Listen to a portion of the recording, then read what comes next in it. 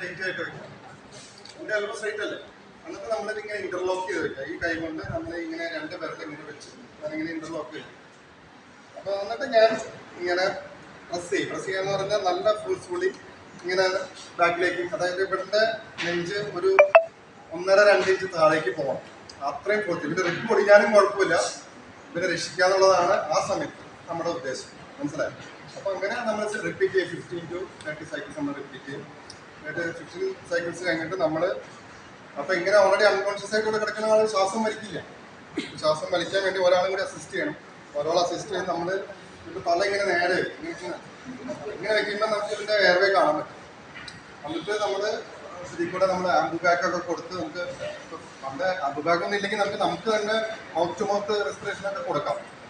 നമുക്ക് നമ്മുടെ വായിൽ കൂടെ ഇതിൻ്റെ വായിലേക്ക്, കാരണം അതല്ലാതെ വേറെ ഒന്നും ചെയ്യാൻ പറ്റില്ല ഇങ്ങനെയുള്ള സെറ്റപ്പ്. നമുക്ക് ആശുപത്രി എത്തിക്കുന്ന വരെ.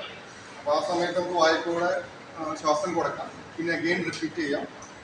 പൾസ് പിന്നെയും നോക്കാം. അങ്ങനെ നമ്മൾ ചെയ്ത് എപ്പോഴാണോ പൾസ് കിട്ടുന്നത് ആ നിമിഷം വരെ നമ്മളിത് തുടർന്ന് കൊടുക്കുന്നതാണ് ഗൈഡ്ലൈൻസ് പറയുന്നത്, അല്ലെങ്കിൽ ആംബുലൻസ് വരുന്നത് വരെ. ആ ഒരു ടൈം ഗ്യാപ്പ് അത് വളരെ ക്രൂഷ്യലാണ്. ചിലപ്പോൾ പെട്ടെന്നൊന്നും നമ്മൾ ആംബുലൻസ് ഒക്കെ വിളിച്ചാൽ ചിലപ്പോൾ വരണമെന്ന് നിർബന്ധമില്ല.